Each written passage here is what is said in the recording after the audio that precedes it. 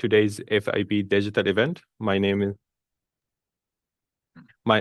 is Dr. Mohamed Elnaem. I'm a lecturer in clinical pharmacy and chair of GPOR network, and current lead on research and scholarship for FIP academic pharmacy section. For today's session, I will be your moderator. Before we begin, I think we have a few housekeeping announcement that the webinar, of course, will be recorded, and recording will be available thereafter. You may ask any questions you want, maybe throughout the session, and toward the end, we will have a dedicated 10-minute, for going through any questions here and there. We welcome, of course, any feedback regarding the webinar on maybe on our website, and perhaps if you are not a member of FIP, perhaps you can consider maybe enjoying the list of benefits for FIP members. Today's session, actually, is the first session in academic series on AI in academia. So today we will maybe go through the practical example of integrating AI in pharmacy education. Next month, we have another session on rapid evolution, evolving policies and best practices. Also, we have maybe a session scheduled around research, cognition, and content. And we will end this series by a panel of AI and academics. Before we dive into our presentation, I would like also to highlight a very relevant FIP resource for today's theme. So we encourage you to review the FIP Statement of Policy on AI or artificial intelligence in pharmacy practice, having also some insights related to education and clinical application. Our team, of course, will ensure to the relevant link for this resource will be posted in chat box. Artificial intelligence is rapidly transforming maybe our health profession education, yet I think many educators at global level remain uncertain how to integrate it effectively. Today's session, I think, will provide a practical classroom-based example on how AI can be intentionally incorporated into pharmacy curricula to enhance learning, assessment, and feedback. Participants will leave today with some adaptable framework and actionable idea to integrate AI into their own teaching. Our promise today will have a very productive session covering global context on AI in pharmacy education, framing AI in pharmacy education from the principles of responsible integration. As an academic, I think this is quite important for all of us. A practical classroom application of AI, and maybe we will have also overview of AI in assessment and evaluation, how the evidence emerging and the scholarship within this area.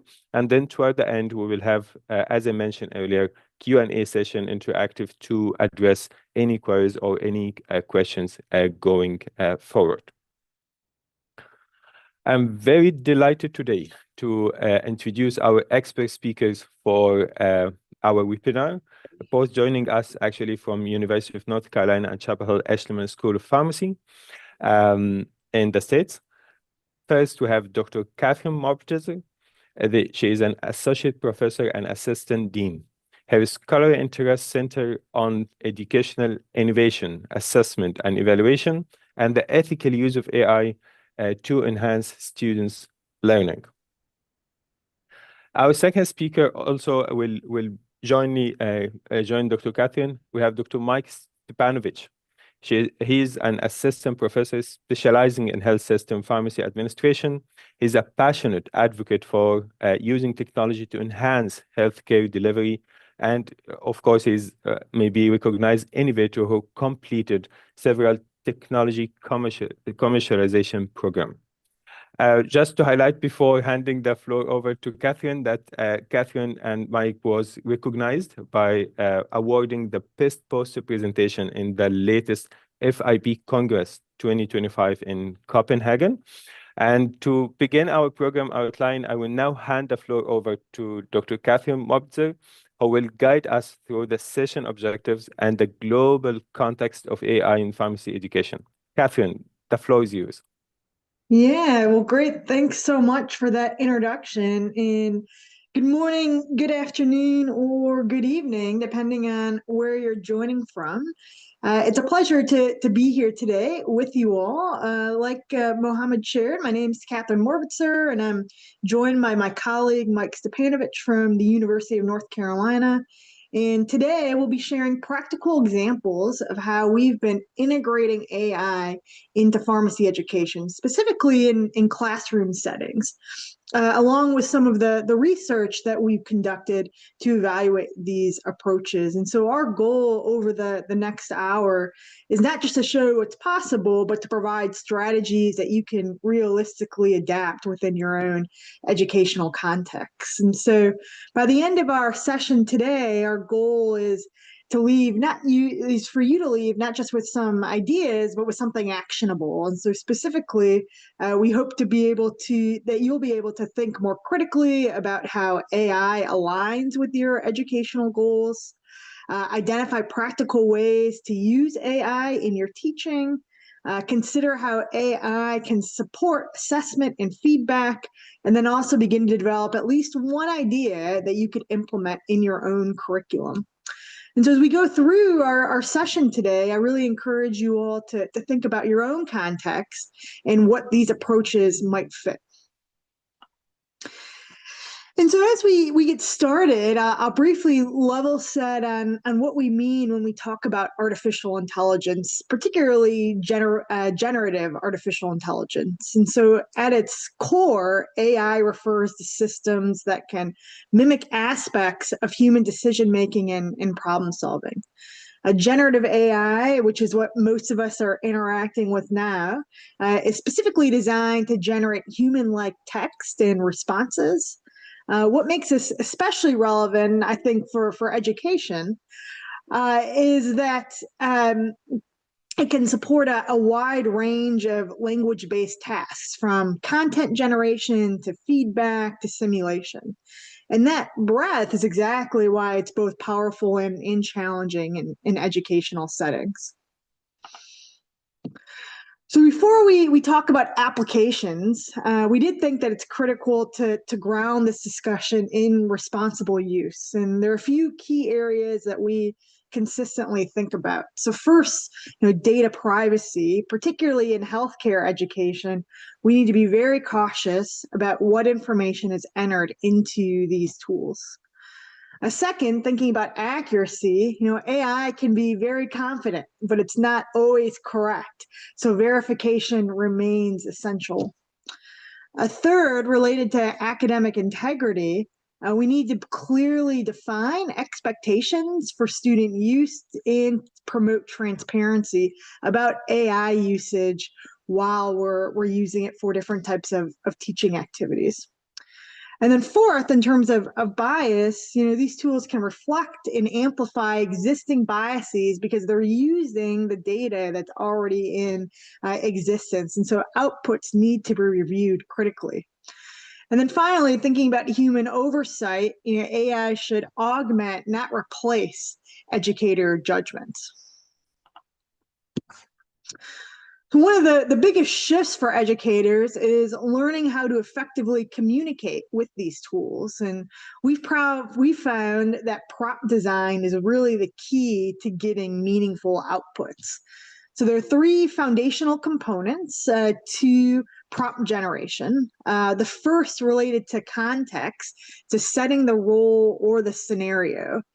We found that Gen AI tools will interpret user instructions more accurately when they're given a clear role or perspective. Also, thinking about clear instruction, so making sure that you are being explicit about what you want the AI tool to do. Vague prompts will often yield vague or irrelevant responses. So make sure that you're explicit in the instructions to help guide the model's reasoning and ensure that its output aligns with what your goals are. And then third, thinking about specificity, you want to make sure that you're defining the audience, the level, and the scope. So when we're thinking about more detailed prompts, will produce more targeted and higher quality results. And so when any of these are missing within that prompt generation, the outputs can tend to be vague or less useful to you. And then building on that, two additional elements that are just as important, format expectations, and so telling the AI tool how you want the response structured. So AI tools can return outputs in many different formats, and by being specific in how you want the output being structured, that can then help avoid extra editing and ensure consistency across materials. And then constraints, telling the AI tool what to include or what to avoid, right? These act as guardrails and can significantly improve both efficiency and quality. So this is something that we actively teach our students as well, because effective AI use is really a skill in itself. So now that we've discussed some of those foundational concepts, I want to shift into how this actually looks in practice. One of the first things we recognize is that AI isn't just useful for one specific task. It can support multiple aspects of teaching and learning. So on this slide, you'll see a range of ways we've used AI in educational settings, from developing learning objectives to generating content to creating assessments and even providing feedback. What's important here is not necessarily what the tool is, but how it aligns with your educational goals. So we try to approach AI not as a novelty, but as a tool that can enhance existing processes, making them more efficient, more scalable, or more individualized. And throughout the rest of the session, we'll walk through some of these use cases in more detail, particularly focusing on feedback and assessment, where we've done the most work within our own context. So one of the most common questions that we get from educators is, where do I start? And so to help with that, we've developed a set of template prompts that you can adapt for your own teaching. These are designed to align with common educational tasks, things like generating learning objectives, creating cases, or developing assessment questions. And so if you scan the QR code that you see here on the slide, or use the link that you see, you'll be able to access these prompts directly. And I'll emphasize that these are meant to be starting points, not final products. And so the real value comes from adapting them to your own specific context, your learners, and your learning objectives.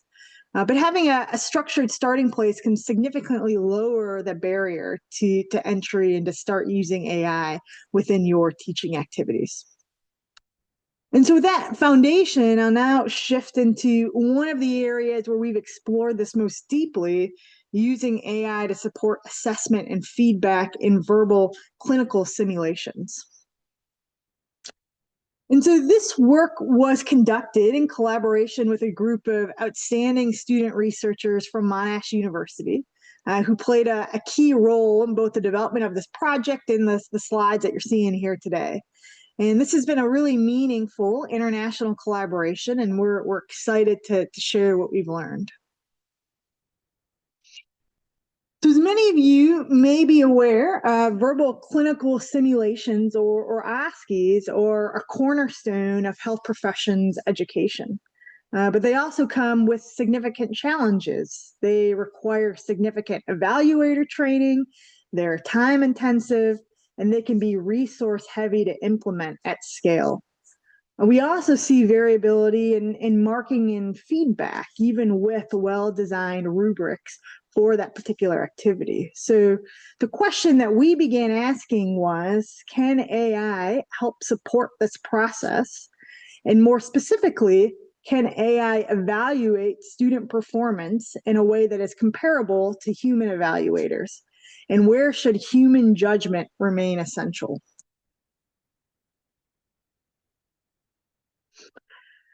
To explore this, we embedded the work within a first-year Doctor of Pharmacy course focused on foundations of patient care. Within this course, students completed 3 different verbal clinical simulation stations, taking the medication history of a patient, providing a presentation to a preceptor, and then providing medication education to a patient. And so this gave a range of communication and clinical tasks to evaluate, which was important for testing how AI performs across different types of assessments. So our goals with this project were fairly focused. We first wanted to evaluate feasibility. Can this even be done in a practical way? Second, we wanted to compare AI-based assessment with human evaluation. And third, we aim to identify key challenges in implementation. And finally, we compared multiple AI models to understand performance differences. And so this was not just a proof of concept, it really was about understanding how this could work in a real educational setting.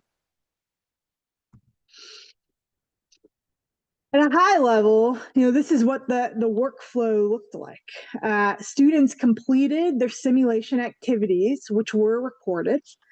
These recordings were transcribed, initially using AI tools with some manual refinements. We then translated our grading rubrics into structured prompts for the AI models. In the AI-generated scores at the item level, which we could then compare directly to human evaluator scores. And so what's important here is that this wasn't a fully automated process. There were multiple steps where human input and oversight were intentionally built in.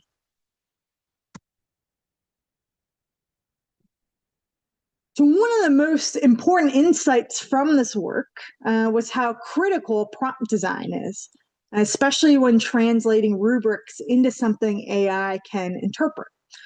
We essentially converted our rubric criteria into explicit question-based prompts. So for example, instead of a general statement like demonstrates appropriate communication, we asked, did the student consistently respond perceptively and appropriately? We also separated checklist-style items from communication-based items because they behave very differently in terms of AI performance. So this step, what we call rubric to prompt translation, was really foundational to making this whole process work. So looking at the results, when we looked at agreement between the AI tool and the human evaluators, we saw some clear patterns. AI performed very well on checklist type questions where expectations were specific and objective.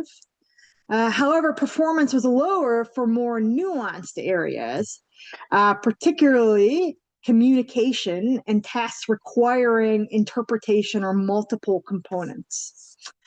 This tells us that not all assessment criteria are equally suited for AI evaluation, and it reinforces the idea that how we design prompts and ultimately rubrics directly impacts the performance of the AI tool.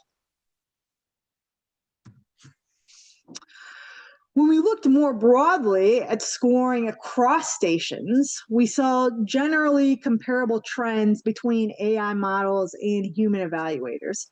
However, there still was some variability, particularly depending on the type of task in the model that was used. So while the results were promising, they're not uniform, and this highlights the importance of continued validation and careful implementation before scaling. So overall, there were 3 key takeaways from this work. First, AI can perform reliably, but primarily when evaluation criteria are explicit and clearly defined. Second, human judgment remains essential, especially for nuance, context, and communication-like items. And third, successful implementation requires intentional design. So that includes how we build rubrics, how we construct prompts, and how we maintain transparency and oversight. So rather than replacing evaluators, we see AI as a tool that can support and enhance the assessment process, particularly in improving efficiency and consistency. So with that in mind, I'll now briefly touch on some of the limitations we encountered and where this work is going next. So as promising as these findings were, it's equally important to acknowledge the limitations. And so first, transcription accuracy is a key factor. So even small errors in transcription, especially with clinical terminology, can impact how the AI interprets student performance. A second, this process requires iterative prompt engineering. So we didn't get this right on the first attempt. There was a lot of refinement needed to improve alignment between AI and the human evaluators. And third, privacy remains a critical consideration. So we need to be very thoughtful about what data is being used, where it's being processed, and which platforms are appropriate, particularly in healthcare education. And so while the potential is there, implementation needs to be intentional and cautious. And as we think about next steps, our work is really moving in 4 key directions. So first, when we think about accuracy, understanding not just agreements between the AI tool and human raters, but actually determining who is right through expert adjudication and deeper validation work. A second, thinking about feedback, moving beyond scoring to explore whether AI can generate high quality, actionable, formative feedback for students. And then also considering the student perspectives, so understanding how learners perceive AI-supported feedback in terms of trust, fairness, and impact on learning. And then finally, some optimizations. And so refining the workflows, improving transcription accuracy, and identifying the right balance between model performance and costs. And so this is very much an evolving space, and we see this as an ongoing program of research rather than a finished solution. And so with that, I'm going to switch gears slightly. So far, I've focused primarily on our work in assessment and simulation within our Doctor of Pharmacy curriculum. Mike Stepanovich is now going to expand on this by sharing how we've applied similar principles in a different context, specifically within our Master of Science program. And so I'm going to turn it over to Mike to start sharing how AI can support research skill development, feedback, and more longitudinal learning experiences. And so, Mike, I'll turn it over to you. Yeah, thank you, Catherine, and thank you all for joining. I know some of you are probably joining at very odd times of the day or night and multitasking, and so very much appreciate you joining and learning more about AI and how we use it in our educational curriculums here at UNC. And so as Catherine mentioned, I'm going to talk specifically about how we use it within a Master of Science program, just so that we could kind of level set. I know a Master's of Science in pharmacy around the world means a lot of different things. So I want you guys to understand the context that our Master's actually takes place. And so the Master's here that both Catherine and myself teach in at UNC is specialized in what we call in the US Health System Pharmacy Administration. It's part of all the individuals that lead pharmacy, whether that's in health systems, hospitals, and even community and other places within the profession. Within the US, our students complete their Master's of Science after they complete their PharmD, and they can complete it in one of 2 tracks. And so one of the tracks is what we call the Hospital Pharmacy Partnership Program. This is a 2-year Master's of Science program. And it's aligned with the 2-year Health System Pharmacy Administration residency that students will complete upon graduating their PharmD, if that's the specialty they wish to specialize in. And so we complete this track with 27 different partners. These are academic medical centers and community hospitals all across the United States. And those programs are spread over 13 states, and we now have over 40 residents in that program. We also have an executive program. The executive program is a bit more flexible. You could complete it anywhere from 2 to 5 years within the same specialty, but it's designed for working professionals, those folks who have been working for quite a few years now, who are wanting to come back to school to get additional education so they can pursue a career or advance their career in health system pharmacy administration and leadership. Within that program, it's more of a mixture of pre-recorded and live interactions, but this is available both for domestic and international students. And so as Catherine mentioned, we're going to talk a little bit about how we use AI for education activities within the MS. We use it for assessment and feedback on exams, particularly our comprehensive exam. We're doing some excellent research on that right now that we're hoping to share with you guys in future years. Some assessment and feedback of verbal presentations, very similar to what Catherine presented on what they do in the PharmD program. Developing business plans and staffing plans. And then developing and refining thesis projects. As many of you know, is whenever you're completing a master's or a PhD, the capstone of that degree is typically some sort of thesis project. And since we talked a lot about assessment and feedback at the first part of today's talk, we're going to talk a little bit about developing and refining a thesis project because it requires a little bit different use of generative AI and maybe a little bit more focus in the text elements.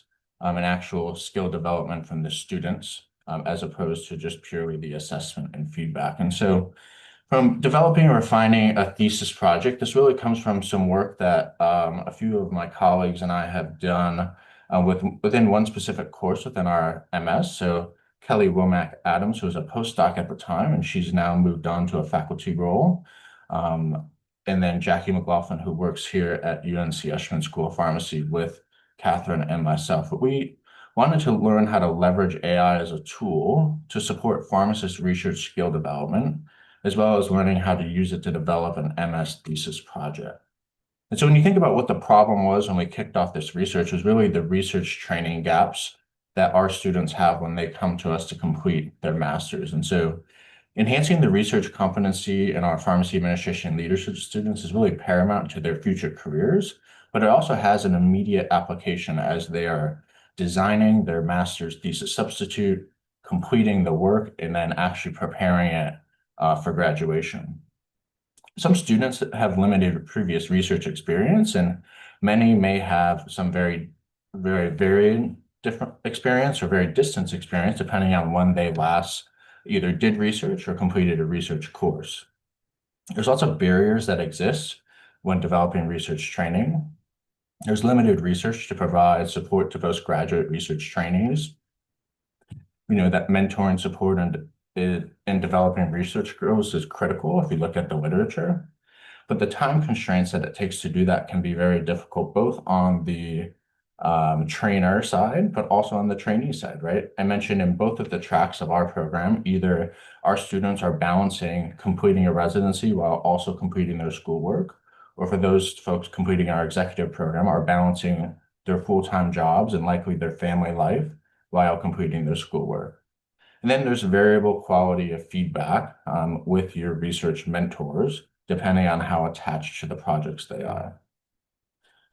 We find that research training often lacks timely and individualized feedback in that it is often not scalable as a support mechanism, and that mechanism may not last the life of the project. And so we found that generative AI can provide support for residency students and our master's students in really developing these research skills and maturing their thesis project. And our need when we look at those gaps is really finding an innovative and scalable approach to research skill development in our students. And so we chose to use generative AI, very similar to how Catherine used it within the PharmD program. We'll talk a little bit about what we do. But we use it because generative AI can provide rapid, personalized feedback. It can support learning at scale.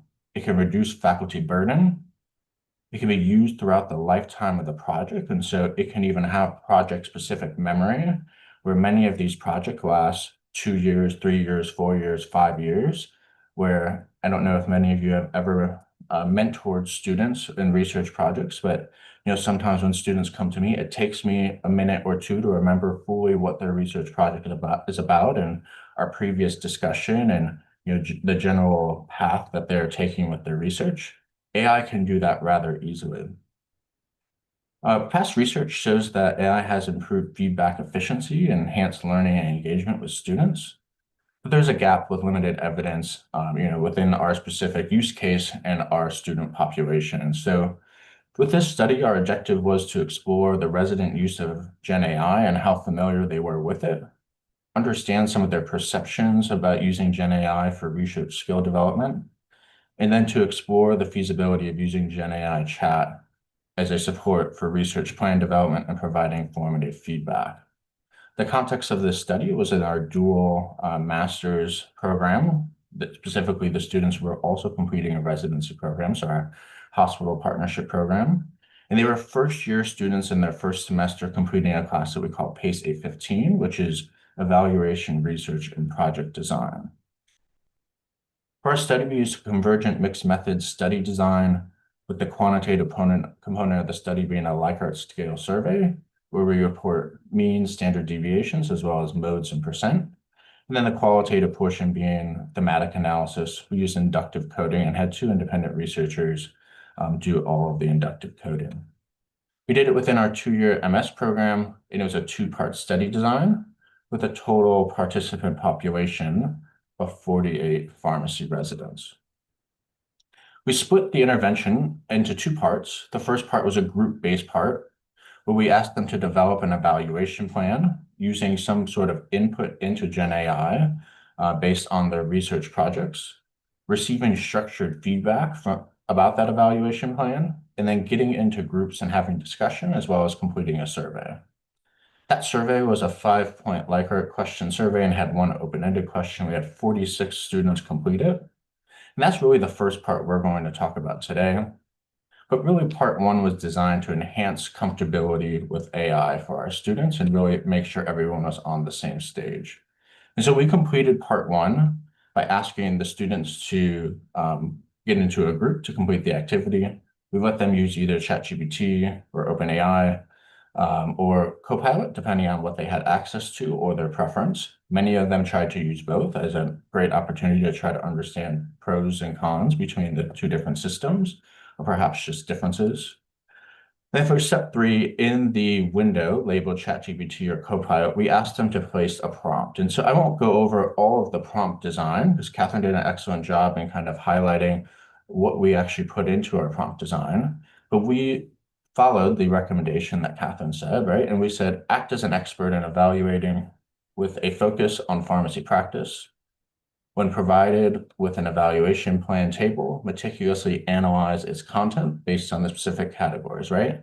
So we're doing 2 things that Catherine talked about. We told it how we wanted to act. We wanted to act as an expert within the pharmacy practice context. And then secondarily, we're asking it what we want it to do.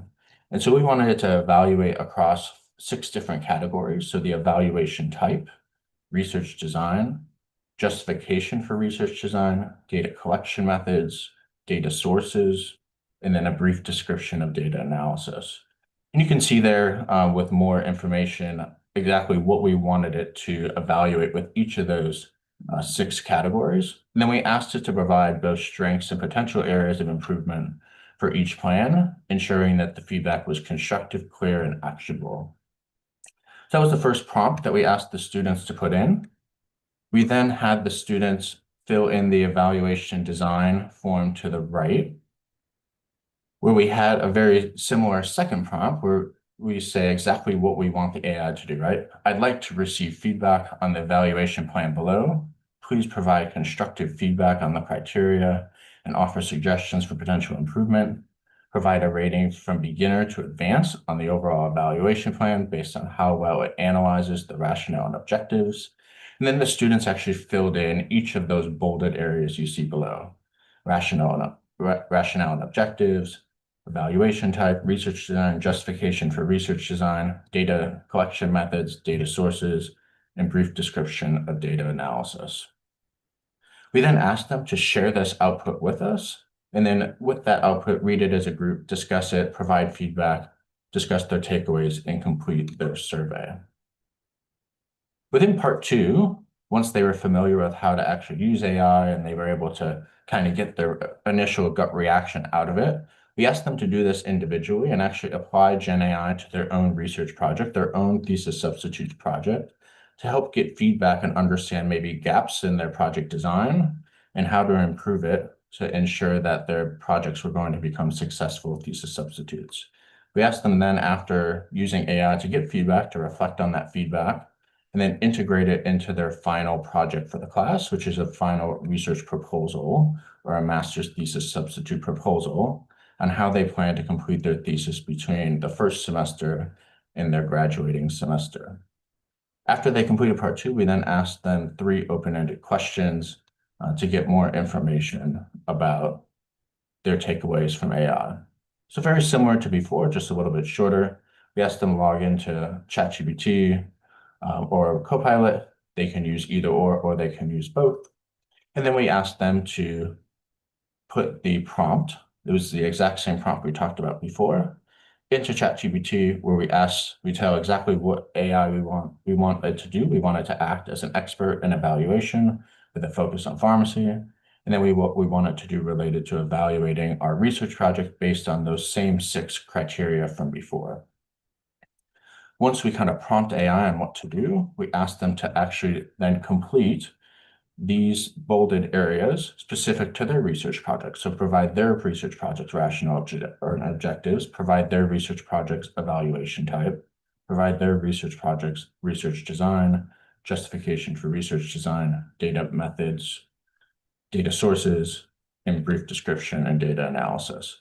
So that then the output from AI would then be feedback on their specific research design. We asked them to share this and then, as I said, integrate it into their final projects. And so some key results out of this project that are really fascinating to us. Obviously, as I said, this is a mixed method study, so we have some quantitative and qualitative feedback to share with you in terms of key results.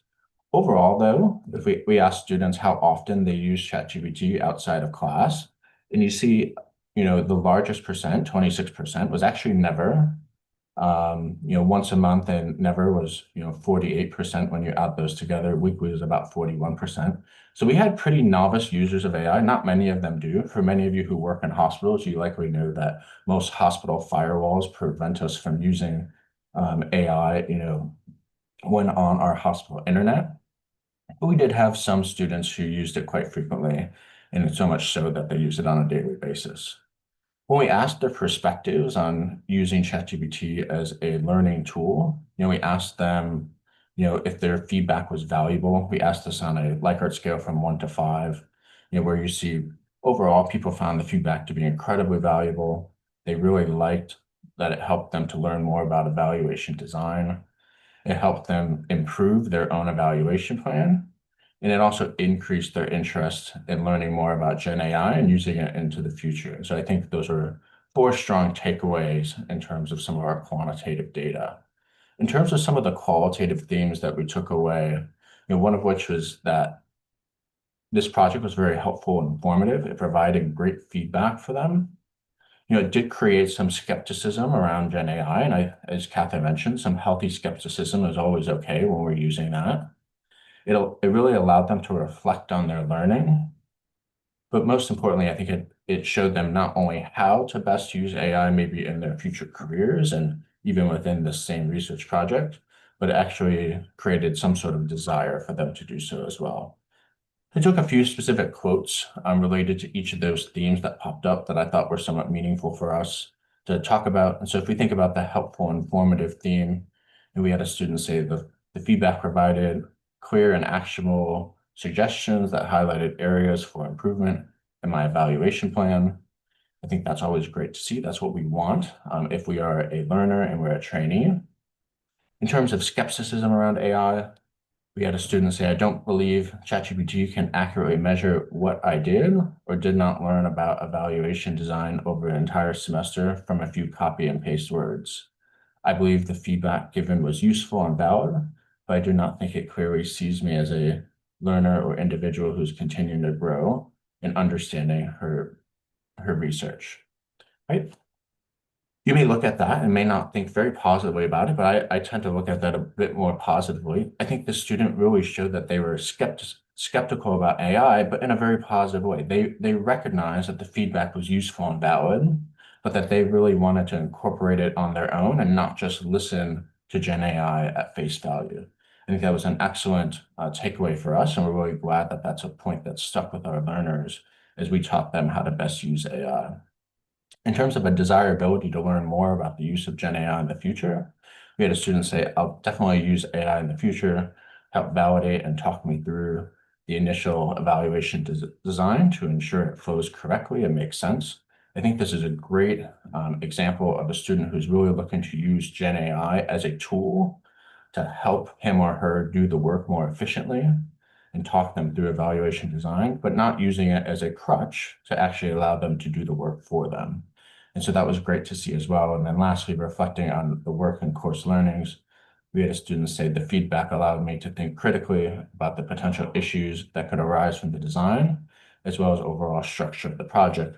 And at the end of the day, for their immediate use case of this project, that's what they care a lot about, is actually designing a successful project so they could have a successful thesis and therefore graduate from their master's program.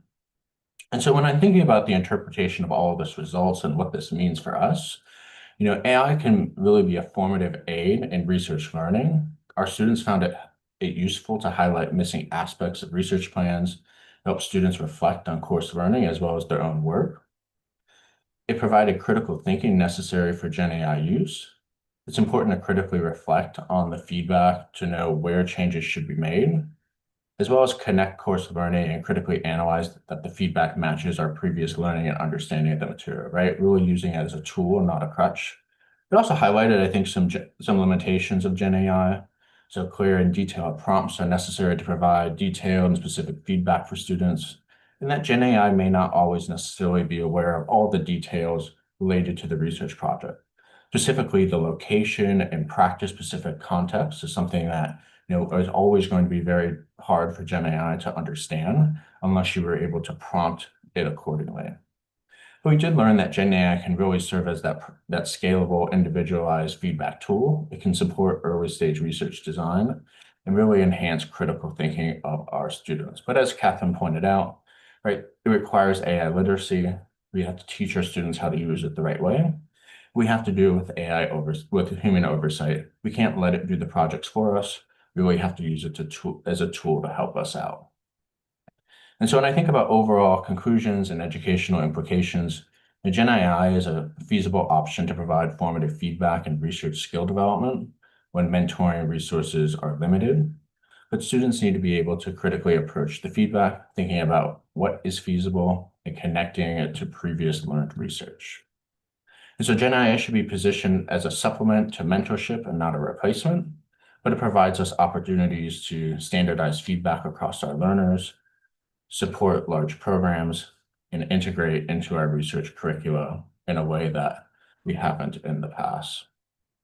And so when I think about this whole project and some kind of general takeaways, both from what I talked about and Catherine talked about, here are some practical recommendations for integrating AI into practice. You want to use structured prompts to align to learning objectives. You want to teach students how to evaluate AI outputs, right? Don't just accept them at face value. Integrate AI as a formative feedback tool.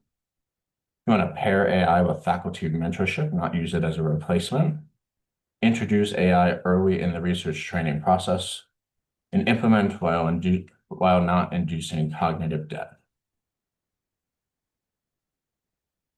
So as we wrap up today, I wanted to pivot to talking about sustainability. As we know, sustainability is incredibly important, whether we look at sustainability statements from the WHO, but we can also look right here at home to sustainability statements by FIP.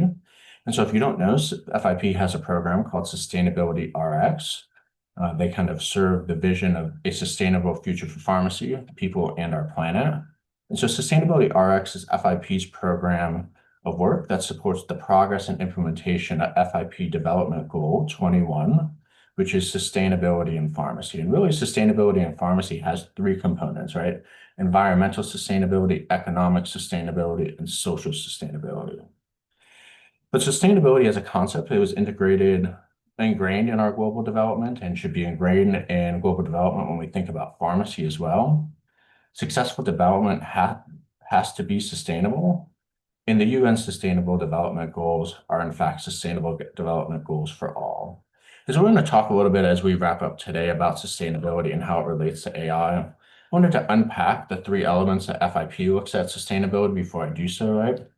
Environmental sustainability is at the top of that list, so protecting the environment and mitigating health effects of climate change. We think about economic sustainability, which is really understanding the economic impact of our health services, in this case, even our education within the health space.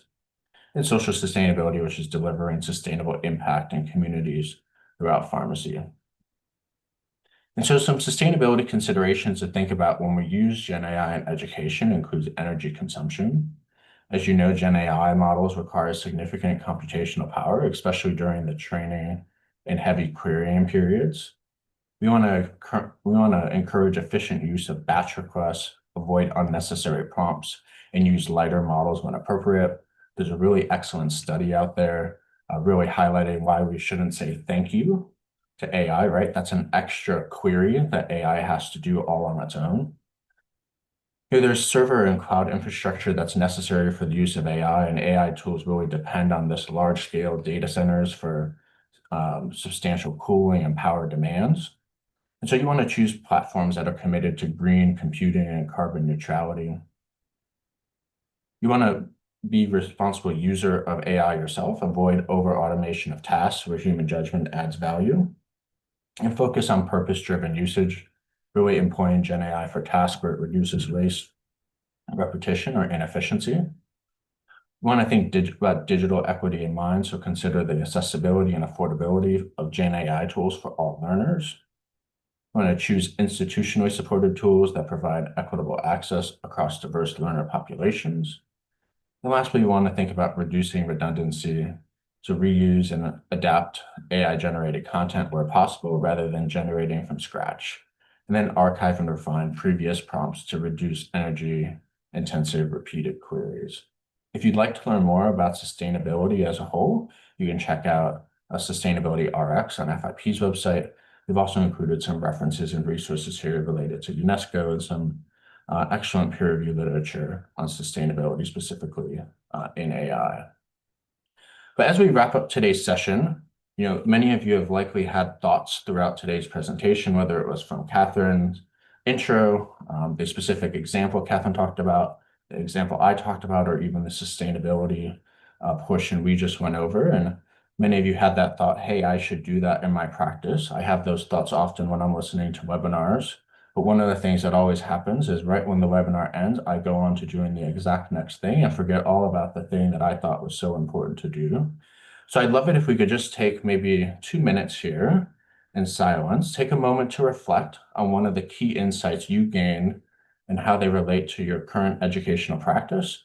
And then take a second to write down, whether that's on paper and pen, if that's how you prefer, or perhaps use the Notes app on your phone. Write down one specific concept or strategy you found most valuable and how you envision applying it within your role. So we'll take about 2 minutes. Just do that very briefly to yourself. And then we'll move on to the Q&A portion of the webinar this morning, and then I'll turn it back over to Mohamed to wrap us up. So we will come together in about 2 minutes.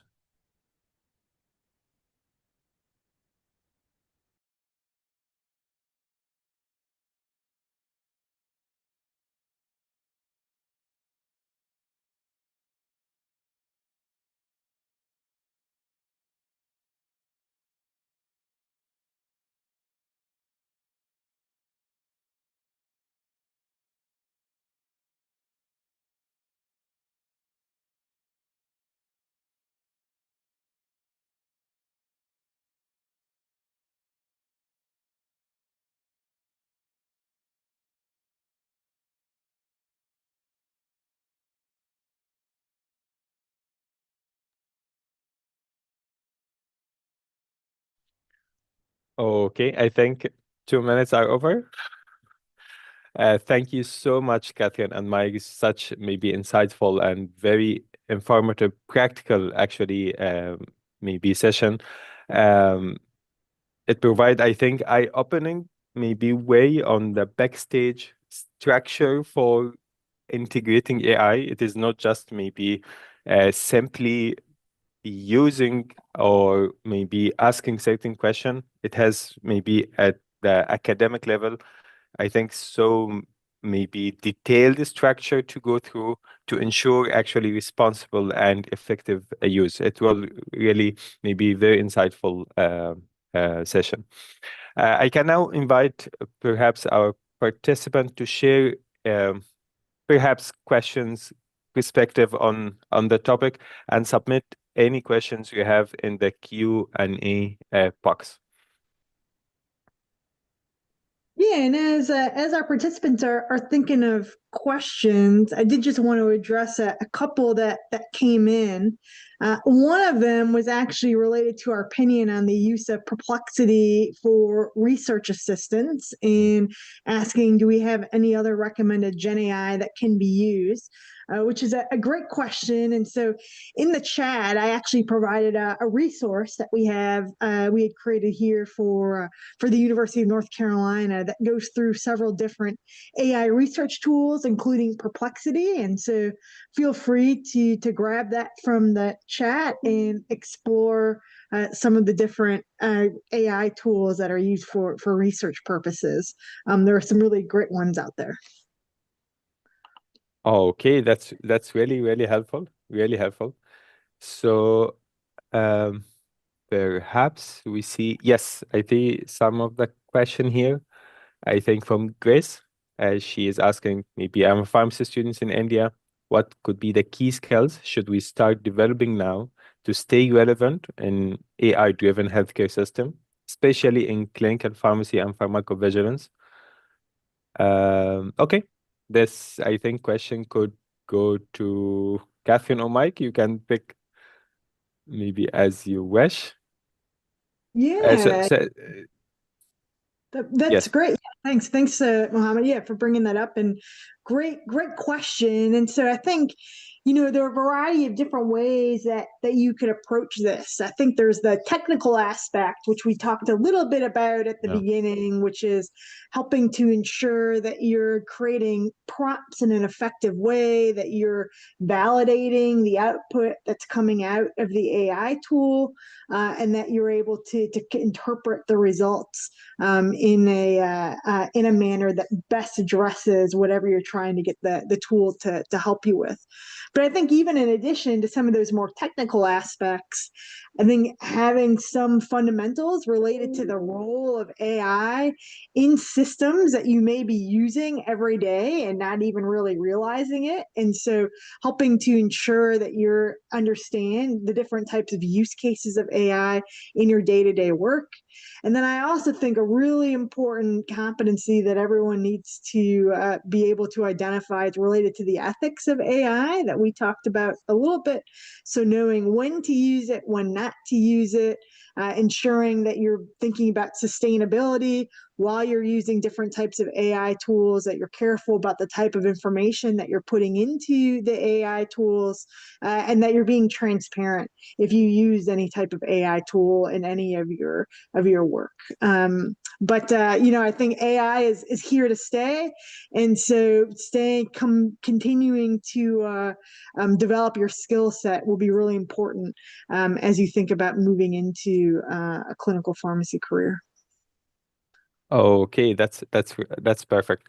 I think we have another question from Mohamed Habibur Rahman. I think he's asking very straight and direct question. Are there any AI systems that have achieved medical grade standards so we can use them in our daily lives, whether academic or professional environment?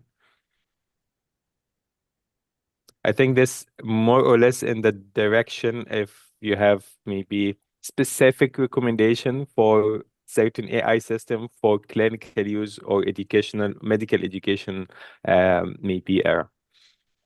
Yeah, so there's a great tool. Go ahead, Mike. Were you gonna say something? Go ahead, Catherine. I'll follow it up. Yeah, so there's a great tool that's called Open Evidence. I'm going to put the link for that in the chat. Yeah, perfect. And that is a tool that has specifically partnered with the New England Journal of Medicine, with JAMA, and other well-known organizations, and is primarily used in order to be able to, for people to have access to different types of medical literature and knowledge. And so that's one of the systems that I would consider using. Mike, is that the one that you were going to touch on as well? Yep, I saw your fingers were working on the keyboard, so I figured we were going to the same spot. But open evidence is certainly one.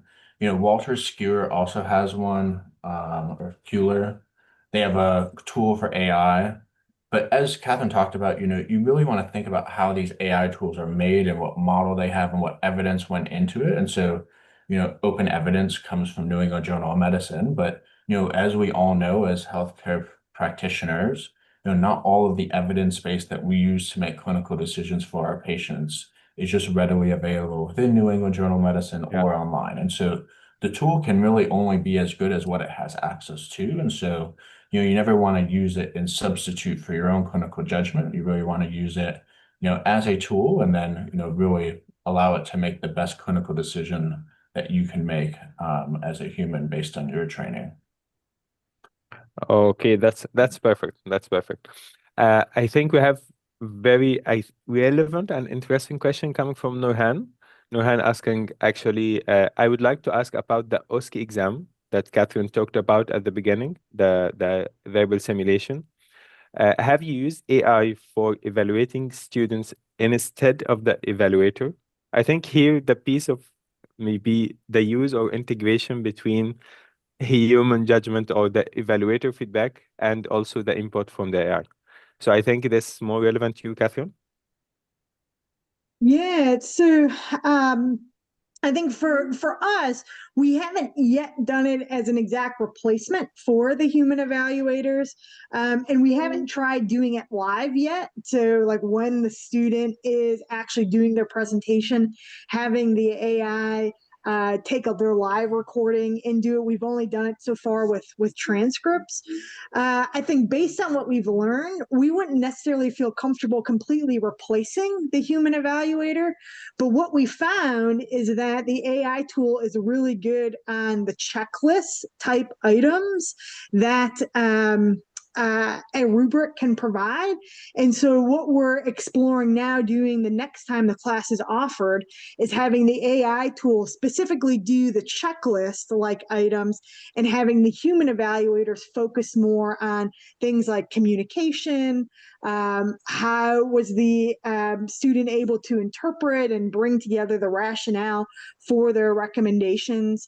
So it's not necessarily replacing an evaluator, it's more utilizing the evaluator for the items that a human would best be the one to evaluate, and then having the AI tool do more of a checklist type item that the human doesn't necessarily need to spend any type of cognitive load on.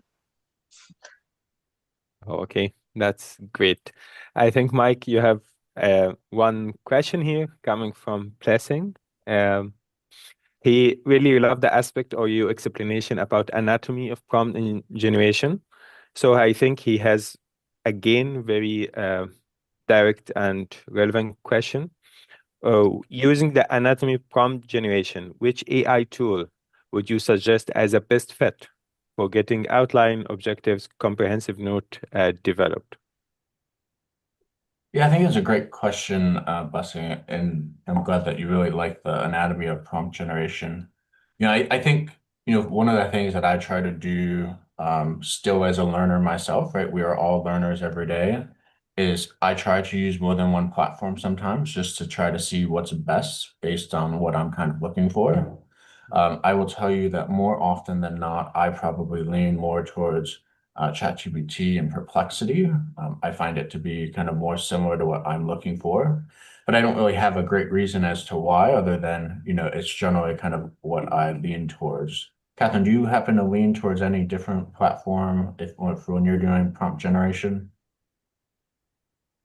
Yeah, I agree with what you shared. Oftentimes, I'll use more than one tool when I'm particularly doing some more exploratory work related to determining what the best response may be for my for my query that I have. The other thing that I found when thinking about prompt generation is even asking the AI tool, like, this is what I would like to find out, what type of information do you need in order to be able for you to be able to provide me with the most information, is a way that then the tool will actually tell you how it wants you to provide the information to it and provide an outline of a prompt that you can then stick information in order for it to be able to provide you with the best output. So if all else fails, just ask the AI tool, how do you want me to ask you this? And it'll provide you with that information. A perfect suggestion, I think. Yeah. I think Grace asked perhaps one of the previously answered question. Again, it is around the point of, do you foresee AI-driven simulation platform replacing maybe in future traditional clinical training methods, or will they serve as complementary tools in pharmacy education, I think within certain tasks, as you explained. If you would like Catherine to drop a line maybe on this, it would be also good. Yeah, sure. I think, similar to what, Mike and I shared during the presentation, I don't necessarily think that AI will ever replace some of the more traditional training methods. I think that there's definitely a role for AI within our training as a formative tool. So for students to be able to practice, be able to be provided more formative feedback for the types of activities that they're doing. But I think as Mike and I have both found, there's really nothing that's going to replace so far the human judgment that's required, particularly in any type of health profession field. And Catherine, as a follow-up here, at university, you have AI for formative assessment embedded on the learning management system that you have, so the students have access through the university too, right? Yeah. Yes, Oh, they okay. do. Yep, they do. Yeah, because this is actually the same at my university. We have this embedded in our maybe learning management system and the tool available for the students. And for educators, actually, we have maybe another one to generate even some sort of assessment within the system itself. Yeah. We students do that a lot, where they will take different types of class notes and materials, put it in an AI tool, and ask the AI tool to generate some practice, assessments for them. Yeah. I think next for you, Mike, very relevant to the piece when you highlighted maybe AI literacy and critical thinking skills. So the question here from Heaven, how should pharmacy curricula evolve to ensure students develop both AI literacy and critical thinking skills? Yeah, I think it's a great question. I think this is going to be a moving target, right? What I say right now may be out of date in 3 months or 6 months or maybe even a year from now. But I think what we talked about in the lecture today is really teaching students how to best learn with AI, as opposed to letting AI learn for you or letting AI do things for you, right? How do I do things with AI as an efficiency tool? How do I learn with AI as an efficiency tool? How do I use AI to enhance all of the things that I can already do to the next level instead of just letting it do it for me? So I think that's going to be where we focus a lot of the training, is teaching students how to do prompt engineering, teaching students how to use it as a tool, teaching students how not to use it to think for them, right? So I made that point in my slides with kind of big takeaways, not letting cognitive debt become a thing. I think that's the thing that as educators, we're going to have to spend a lot of time focusing on, is how do we best teach students to use this as a training aid and a tool, but not as a cognitive debt tool. When I talk about this with, I will refer to my parents maybe as the older generation, right? I talk about the calculator, right? So how do we integrate the calculator into our math training without losing the ability to do mental math, right? So I think we can probably take a lot of lessons based on some past technologies that have been implemented into our practice, right? When the computer came, a lot of people thought the computer was going to take over a lot of manual skills, and it didn't necessarily take it over. it just changed the manual skills we did, right? So we went from doing accounting by hand to now we do accounting on Excel. For maybe I don't add as much, but I still have to do a lot of the manual accounting work. So I think it's going to change the jobs to be done for our students in their future careers and just making sure that they're trained to actually complete those future jobs is what I think is most important. Catherine, anything you want to add to what I said that you might No, I think that was a great summary. I think one last question for you, Mike, perhaps when it comes to the use of AI on thesis and this type of work.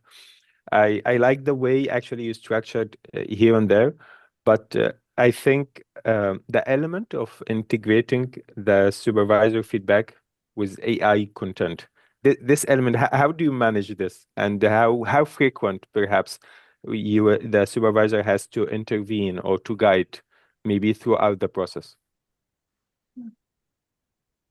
Yeah, Mike, I think that's, thinking about how you integrated in the instructor feedback in addition to the feedback that the students were Yeah. receiving.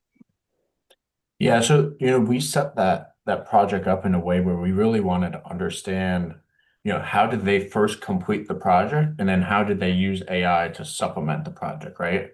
So what we were able to do with the feedback at the end was really understand how they integrated their AI feedback into the project, where we weren't only able just to review the AI feedback and how it was integrated, but then we were able to supplement with our own feedback, afterwards. We had a previous question, I think Catherine answered it in the Q&A about hallucination. Like that's a great time as an instructor to, step in, if by chance maybe the student used a hallucination because they weren't able to tell that it was, and that's a great opportunity for us as instructors to step in. And so that's why I really tried to highlight, I don't think we can use it as a replacement as a training tool, but we can use it as an efficiency tool to provide more one-on-one quick feedback, but we're always going to need that, mentor or instructor support in addition. Okay, I think maybe this was really helpful and informative, and I hope our participant gain maybe a lot of practical insights from today's session. I'm afraid we are approaching the end of our scheduled time. So I want to extend a massive thank you to our speaker, Dr. Catherine Mobteze and Mike Spanovich, for sharing scholarly work and ongoing effort actually for maybe integrating AI effectively and practically within the classroom and in pharmacy education. Thank you everyone in our audience today for joining us and contributing this important ongoing conversation about maintaining academic integrity and educational rigor while embracing AI, embracing technology in general. Just maybe reminder for registration perhaps, and considering see you all perhaps later in the year in the FIB Congress in Montreal. Just watch maybe on the dates for those submitted abstract in April will be the outcome, and the Congress itself will take place in Montreal between 30th August and 2nd September 2026. So thank you everyone for joining us today, and have a wonderful rest of your day, everyone. And Mike and Catherine, perhaps have a wonderful day ahead. And thank you so much. Great. Thanks so much for the invitation. Yeah, Thank you. thanks so much for everyone's engagement. Yeah, thank you all for